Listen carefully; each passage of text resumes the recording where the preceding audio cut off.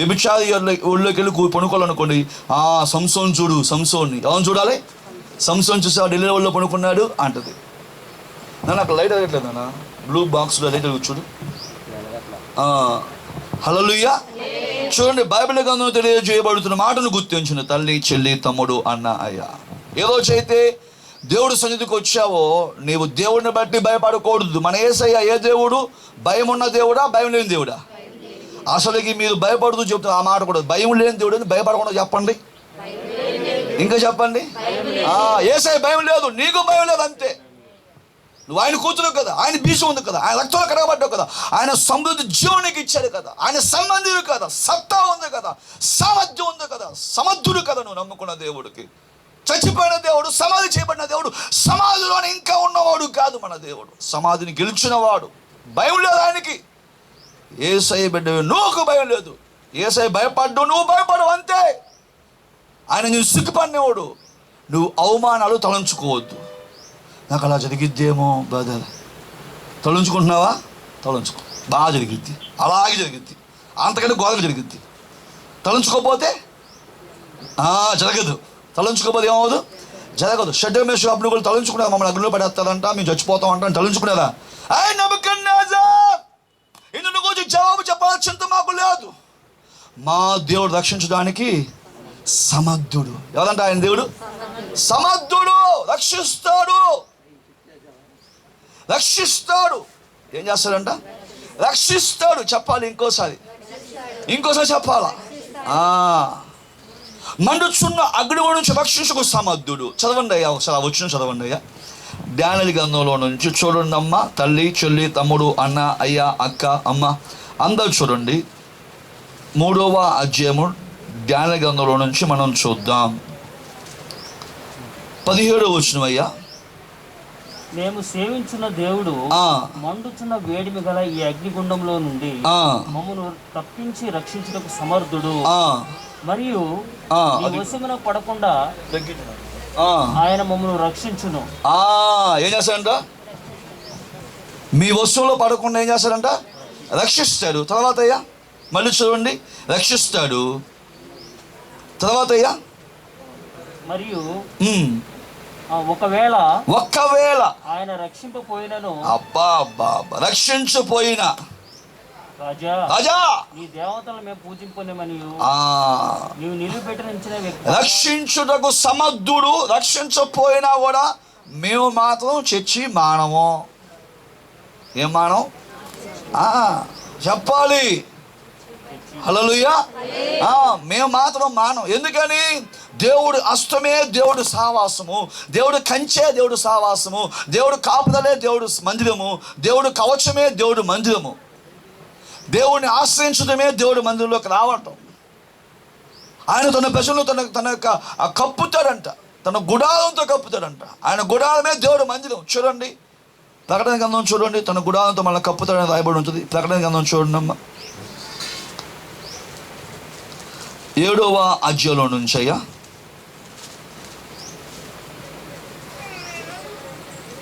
7వ అధ్యాయంలో నుంచి 15వ వచనం చదువుకుందాం. అందువలన వారు దేవుని సింహాసనం ఎదుట ఉండి రాత్రింబగళ్ళు ఆయన ఆలయంలో ఆయనను సేవించున్నారు. ఆయన ఆలయములో ఆయన్ని సేవిస్తున్నారు. సింహాసనాసీనుడైన వాడు తానే తన గుడారం వారి మీద కప్పును. చూసారా? హల్లెలూయా. తన నివాస స్థలం అంటే ఈ చర్చి. నివాస స్థలం అంటే దేవుడు మందిరం. గుడారం అంటే ఏంటి? ఇల్లు.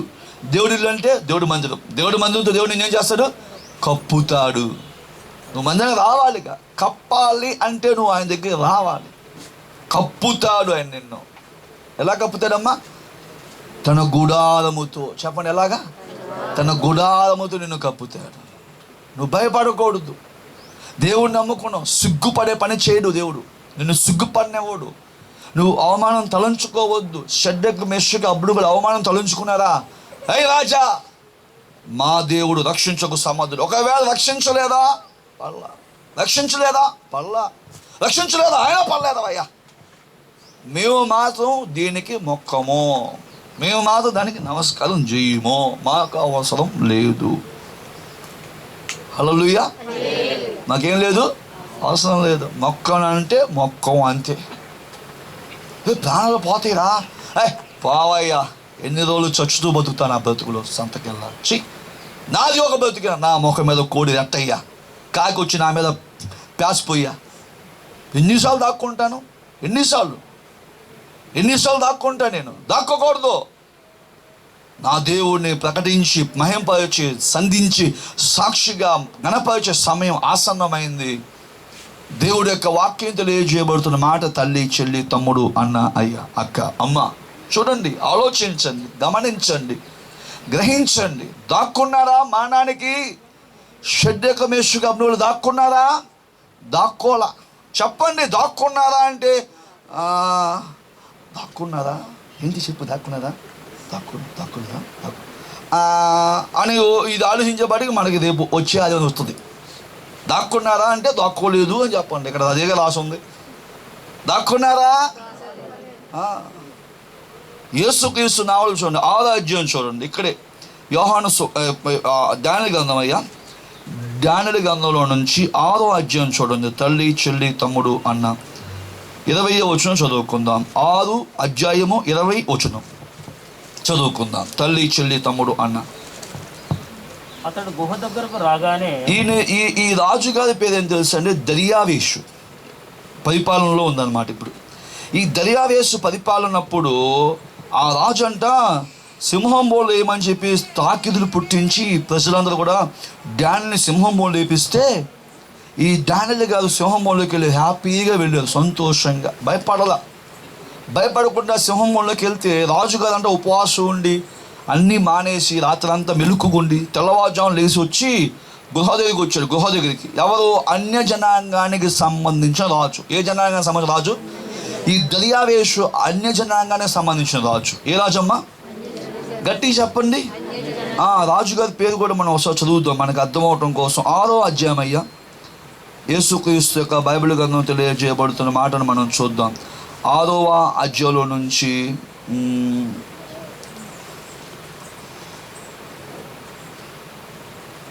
మొదటి వచనం చదువుకుందామయ్యా. తన రాజ్యం అంతటి పైన అధిపతులుగా ఉండుటకై 5వ అధ్యాయము 31 వచనం అక్కడ ఉంది, పైన ఉంది. 6వ అధ్యాయం పైన ఉంది, 31 వచనం. 5వ అధ్యాయం 31 వచనం అయ్యా, దానియేలు గ్రంథము 5వ అధ్యాయం 31 వచనం చదువుకుందాం.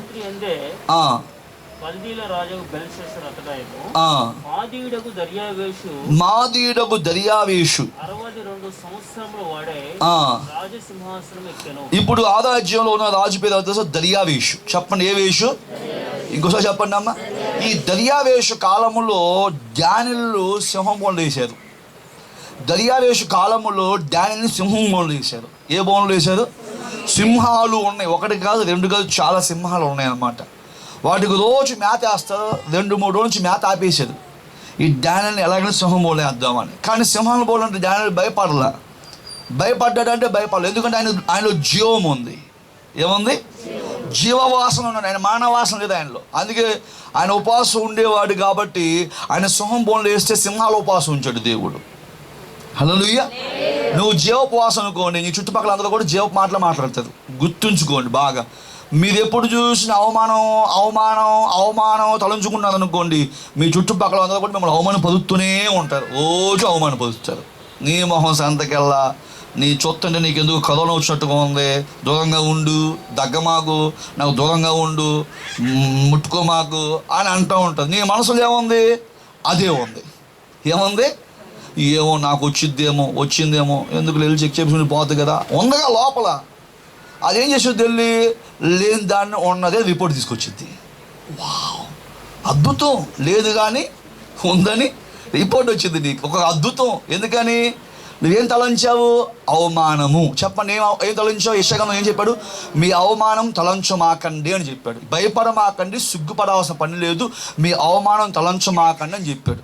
యెషయా 54వ అధ్యాయంలో ఇందాక చదివాం.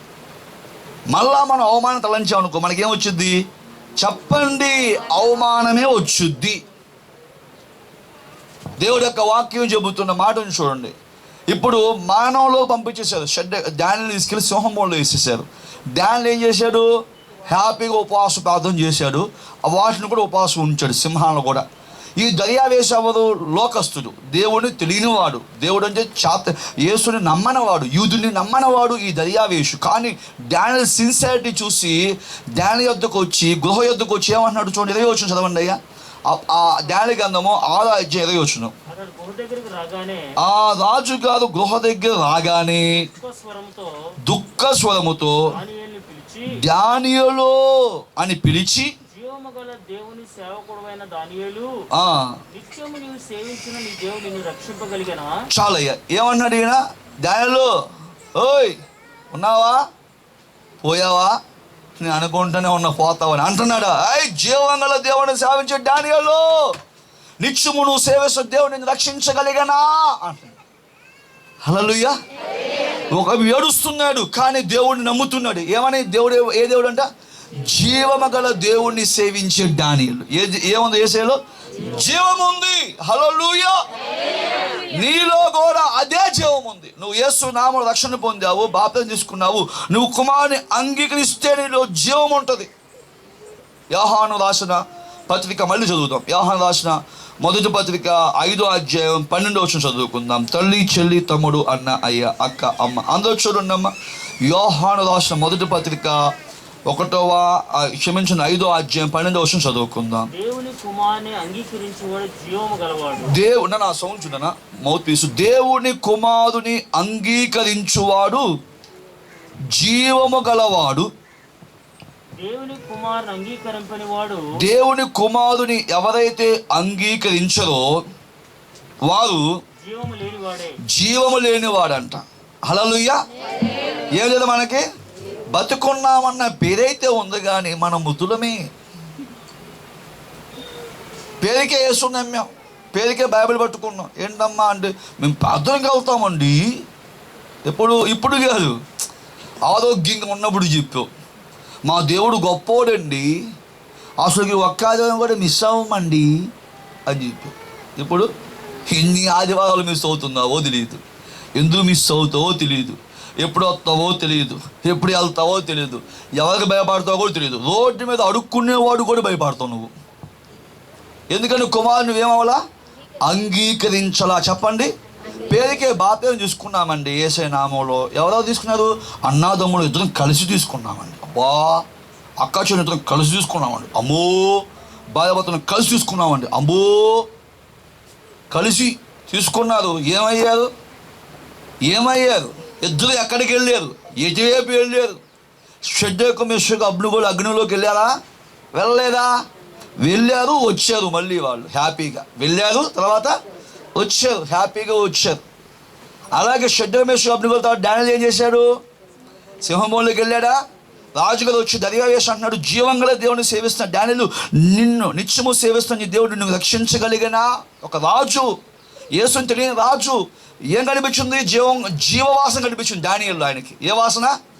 గట్టి చెప్పండి. జీవపు వాసన కనిపించిందండి. అందుకని జీవంగల దేవుడిని సేవిస్తున్న డానియేలు, నీ దేవుడు రక్షించడా అన్నాడా? డానియేలు, పోయావా? అదే శవం తింది, కింద శవం కూడా ఉండదు, సింహాలు తినేస్తాయి. కానీ ఆయన కాన్ఫిడెన్స్ చూడండి, ఒక దర్యావేషుకి ఉన్న ఒక టాలెంట్ చూడండి, దేవుని బట్టి ఆయనకి, దేవుడి మీద ఉన్న విశ్వాసం చూడండి. లోకస్తుడికే విశ్వాసం ఉంది, లోకస్తుడికే దేవుడి మీద నమ్మకం ఉంది. రక్షణ లేనివాడే దేవుడి కోసం జీవిస్తుంటే రక్షణ పొంది నువ్వు దాక్కుంటావే? దేవుడి యొక్క వాక్యం అడుగుతుంది, సహోదరి సహోదరుడా, దేవుడి యొక్క బైబిల్ గ్రంథం నీతో మాట్లాడుతుంది. ఉదయకాల సమయంలో యేసుక్రీస్తు కోసం నిలబడాలి. నువ్వు మరణాన్ని ఓడించడానికి జీవపు వాసన. నీవు ఏ వాసన? జీవపు వాసన. ఏ వాసన? మనం జీవపు వాసన అండి. మనం జీవార్థమైన జీవపు వాసన. కుమారుని అంగీకరించాలా? అయితే మీరు జీవము గలవాదంట. మరణం లేదు, మనకి మరణం రాదు ఇంకా. ఎందుకంటే యేసుకు మరణం లేదు, యేసులో భయం లేదు, నీకు భయం లేదు. యేసు భయపడదు, నువ్వు భయపడకూడదు. యేసు గ్రంథం చూడండి, ఇర్మియా గ్రంథం చూద్దాం భయం గురించి. ఇర్మియా గ్రంథం చూద్దాం భయం గురించి. యేసుక్రీస్తు యొక్క వాక్యం చూడండి, తల్లి, చెల్లి, తమ్ముడు, అన్న, అయ్యా. ఇర్మియా గ్రంథం అయ్యా 46వ అధ్యాయం 27వ వచనం చదువుకుందాం. ఇర్మియా గ్రంథము 46:27 చదువుకుందాం. అందరూ చూడండి అమ్మ. షెద్దకు, మెషకు, అబ్నిగోలు ఎలాగే దాటి వెళ్ళారో అలాగే నువ్వు దాటి వెళ్ళగలవు. దానియేలు సింహంబోను ఎలా దాటి వెళ్ళాడో అలా నువ్వు దాటి వెళ్ళగలవు. నువ్వు భయపడవద్దు. నా సేవకుడైన యాకోబు, నా సేవకుడువైన ఆగిపోయిందా? నా సేవకుడువైన యాకోబు, భయపడకుము. దేవుడు యొక్క వాక్యం చెబుతున్న మాట చూడండి సహోదరి సహోదరుడా. నా సేవకుడువైన యాకోబు, భయపడకుము. ఇశ్రాయేలు, జడియకుము. దూరంలో నుండి నిన్ను రక్షించుచున్నాను. వారున్న చెరలో నుండి ఈ సంతతి వారిని రక్షించుచున్నాను. దేవుడు యొక్క వాక్యం తెలియజేయబడుతున్న మాట చూడండి. తల్లి, చెల్లి, తమ్ముడు, అన్న, చదవండి అయ్యా. ఎవరు భయమును లేకుండా యాకోబు తిరిగి వచ్చును, అతడు నిమ్మళించి నెమ్మది నొందును.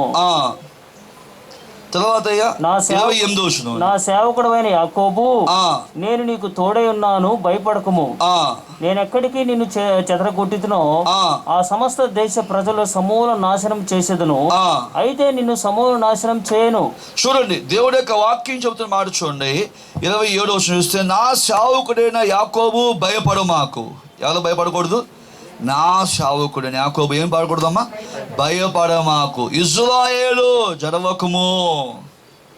ఏం పడకూడదు? మనం దడిచిపోకూడదు. ఎన్ని వార్తలైనా లోపలికి వెళ్ళకూడదు. ఎందుకంటే ఆల్రెడీ నీలోకి జీవవార్త వెళ్ళిపోయింది. ఏ వార్త వెళ్ళిపోయింది? జీవవార్త రాదు, లోపల ఫిక్స్ అయిపోయింది అంతే.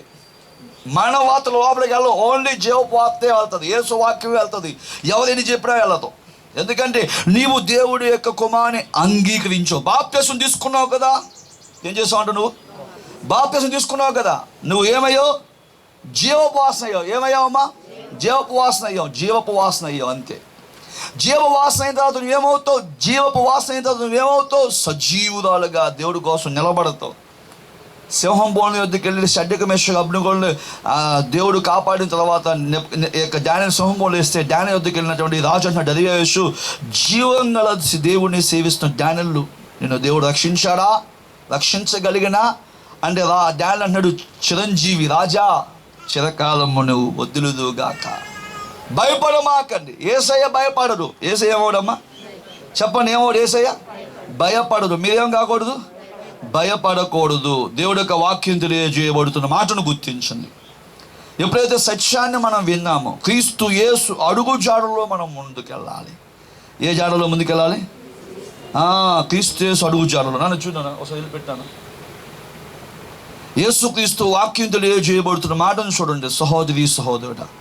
మనం ఎంతకాలం భయపడతామో అంతకాలం మనం విజయాన్ని చూడం. ఏం చూడం?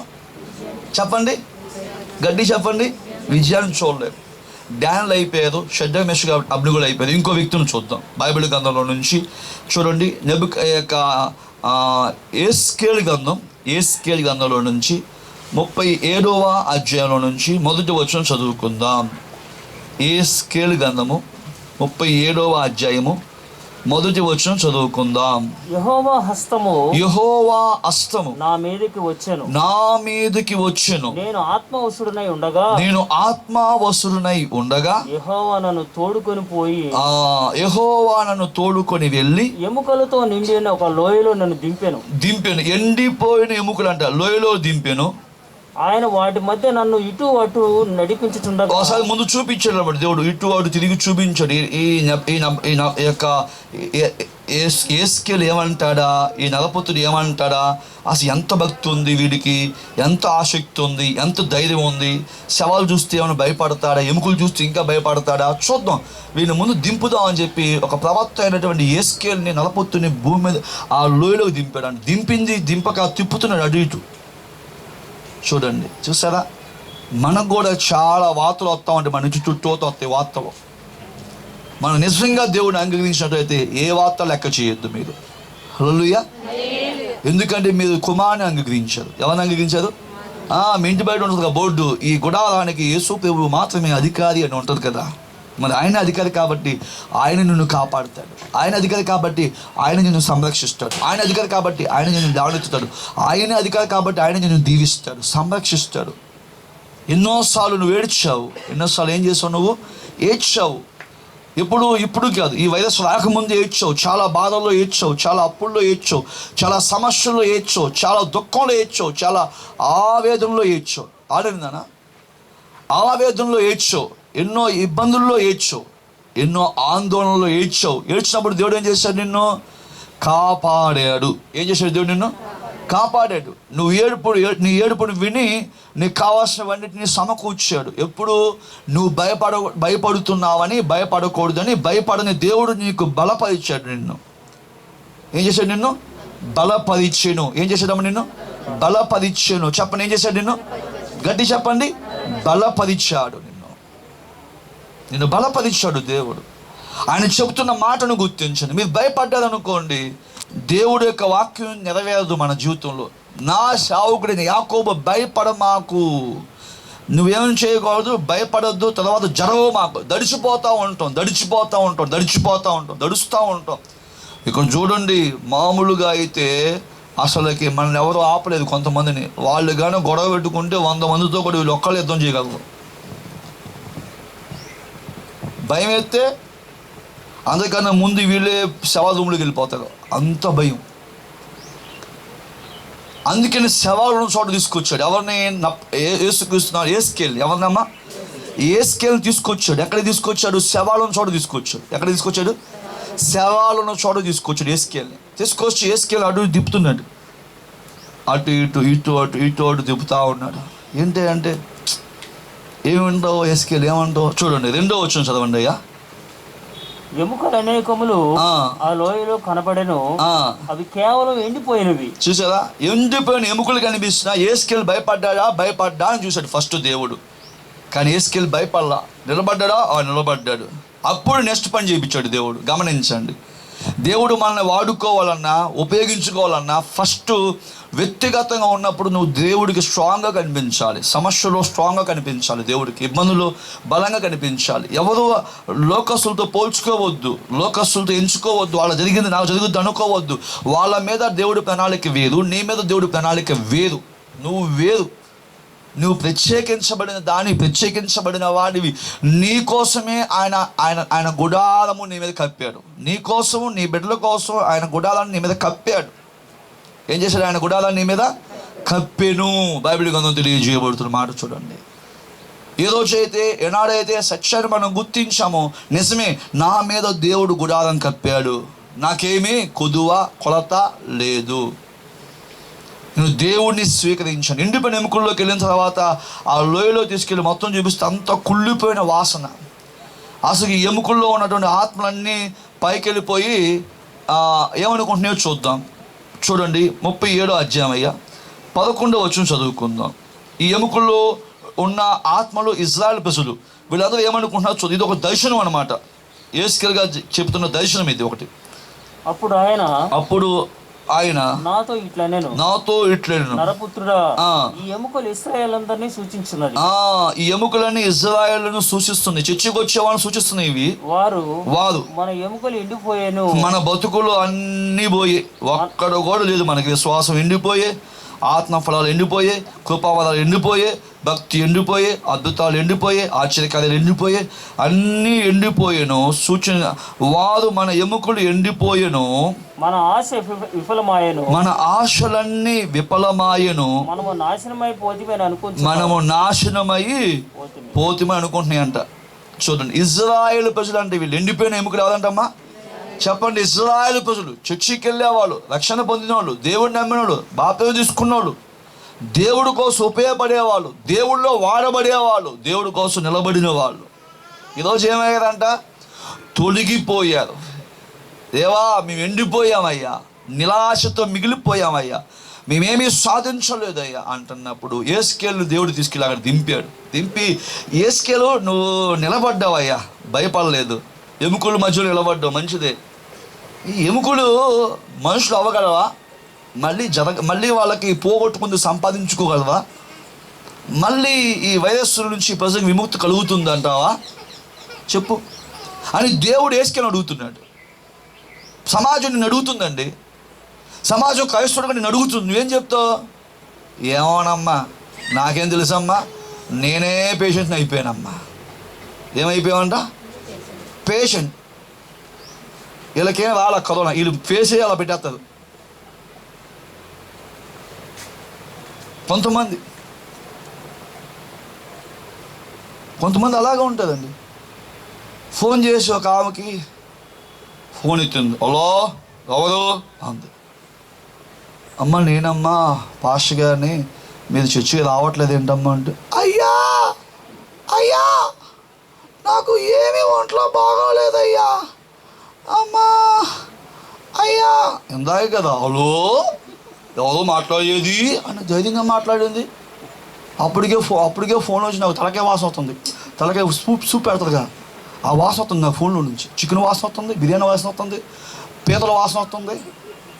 ఇన్ని వాసనలు వస్తుంటా, అయ్యా ఓపిక లేదయ్యా, ఏమనుభవం అనుకోమాకయ్యా, వస్తానయ్యా. అమ్మా ఏమంటి ఒంట్లో? ఏమీ లేదయ్యా. మరి ఎందుకు నీరసం? ఏదన్నా వచ్చిద్దనే. అమ్మో వద్దు, నీతో మాట నాకేదో వచ్చినట్టు సోత్రం అని ఫోన్ పెట్టి ఫస్ట్ ఎలా మాట, హలో ఎవరు అని గంభీరంగా సూపర్ బేస్ ఉందన్నమాట టోన్లో. అప్పుడే